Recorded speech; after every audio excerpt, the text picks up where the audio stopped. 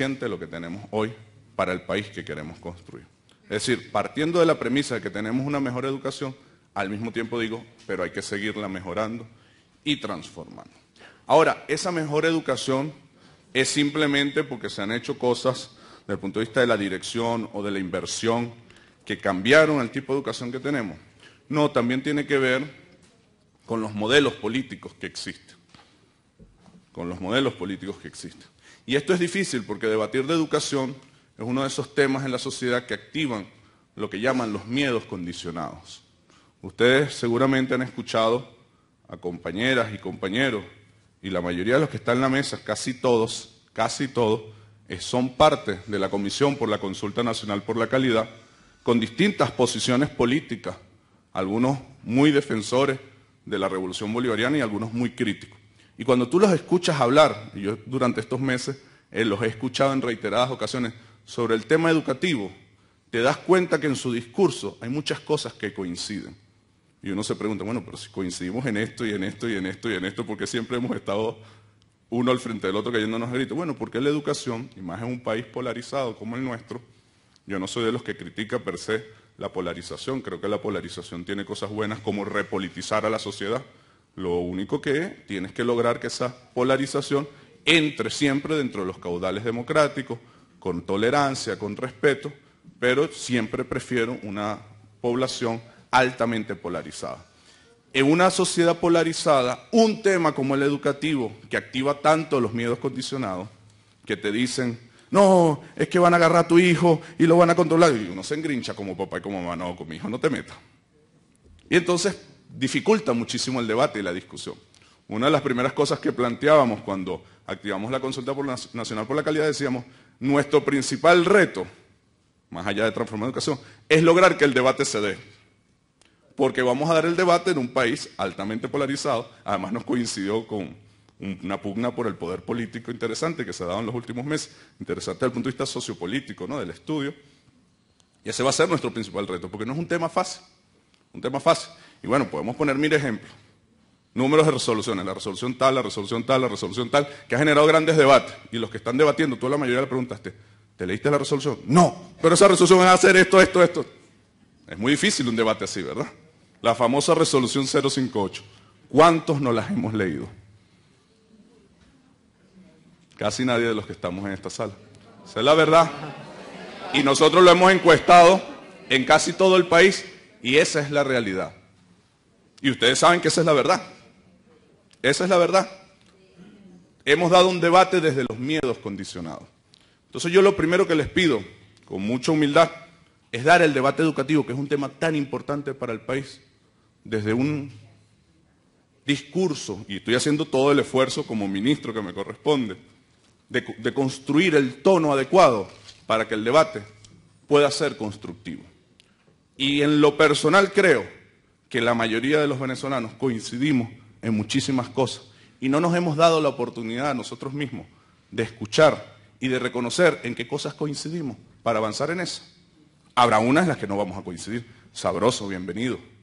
El día en que tengamos una democracia donde no hay cosas en las que no coincidimos, debemos prender las alarmas. Si tú en tu familia debates, discutes, con los que amas, con los que te has formado, que deberían tener un pensamiento parecido, y todos los días, en la cotidianidad, hay enfoques distintos de cosas. No, yo no estoy de acuerdo. ¿Cómo no va a ser así en una sociedad tan compleja como la nuestra? Nuestro reto, y ahí me pongo yo como primero, porque me toca en estos momentos esta tarea maravillosamente hermosa de dirigir la educación. Ustedes saben que yo soy un político, sobre todo soy un político. Hay algunas personas que plantean que los políticos, cuando llegamos a una responsabilidad, no debemos dirigir desde nuestra posición política, sino prácticamente sin ideas políticas, para comprender y entender. Yo no estoy de acuerdo con eso. Tenemos que gobernar para todos desde nuestra posición política. Eso es lo sincero. Si tú te sometes a la democracia y le dices al país, yo pienso esto, cuando tú llegas al cargo, lo correcto es que hagas lo que piensas, lo que dijiste que pensabas, pero para todos. Y eso es un debate. Hay gente que dice, no, pero es que ustedes no pueden hacer gestión desde el socialismo. Pero es que yo soy socialista. Y cuando yo me someto al escrutinio público, digo, yo pertenezco a un partido que se llama el Partido Socialista Unido de Venezuela. Si ustedes me eligen, como presidente, como gobernador, como alcalde, mi equipo va a hacer las cosas desde esa perspectiva. Por lo tanto, no puede asustar a nadie que diga, bueno, pero es que esto quiere hacer socialismo. Sí, es que nosotros somos socialistas. Somos militantes del Partido Socialista Unido de Venezuela. Y lo dijimos cuando fuimos a elecciones. Y si la mayoría, los últimos 2 años hemos tenido 4 elecciones, ¿no? 2 de presidente, una de gobernadores, una de alcalde. Y creo que es indiscutible que la mayoría ha elegido mayoritariamente un partido. Bueno, lo lógico, lo racional, lo ético políticamente es que ese partido gobierne desde su posición política para todas y todos, con democracia. Bueno, pero ahí se activan también los miedos condicionados de qué es el socialismo, ¿no? No es que el socialismo come niños. Como hay muchos miedos condicionados, yo voy a tratar de desmontar algunos. Pero entonces estos cambios no están fuera de la visión. ¿Cuál era la visión que se imponía políticamente, no solamente en Venezuela, sino en América Latina y en el mundo en general, después de la caída del muro de Berlín? La tesis de Fukuyama, aquí se acabó la historia, no hay más nada que discutir. Y se impuso a través del Banco Mundial y del Fondo Monetario Internacional, y la educación no estuvo excluida de esas imposiciones, una política que tenía una lógica muy sencilla. La sociedad es libre. Los padres son libres, los hijos son libres, y como son libres, el Estado no tiene que meterse en los temas de la individualidad. El tema educativo es un problema de la gente, de su libertad. El tema de la salud es un tema de la gente, de su libertad. El tema alimentario es un tema de la gente, de su libertad. El tema económico es un tema de la gente, de su libertad. El Estado no tiene absolutamente nada que hacer ahí. No tiene por qué regular, no tiene por qué meterse. Deja a la gente en paz, que es libre. El papel del Estado es garantizar, tener unos cuerpos de seguridad que mantengan el orden y la paz. Esa es la visión neoliberal, eso es verdad.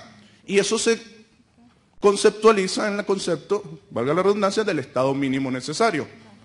Por lo tanto, y tú lo puedes ver en las tablas de inversión y en sus resultados concretos, tú no inviertes en educación, no inviertes en salud, no inviertes en vivienda, no inviertes en alimentos, porque eso es un tema de la gente. ¿Y cuál es el resultado real de eso? Nos guste o no nos guste, seamos partidarios o no del gobierno, que nosotros en Venezuela, en la década de los 90, vivimos la más grande crisis social, moral y política que ha vivido nuestra historia. ¿Cuáles eran las tasas de deserción escolar? ¿Se cobraba o no se cobraba matrícula? No en las escuelas administradas por particulares, en las escuelas públicas de este país. ¿Se iba o no se iba a paro los maestros todos los años porque no se les pagaba la quincena? La discusión en los 90 era si el programa de alimentación escolar llegó completo o es de calidad, o era si se da un vaso de leche o un vaso de lactobisoide.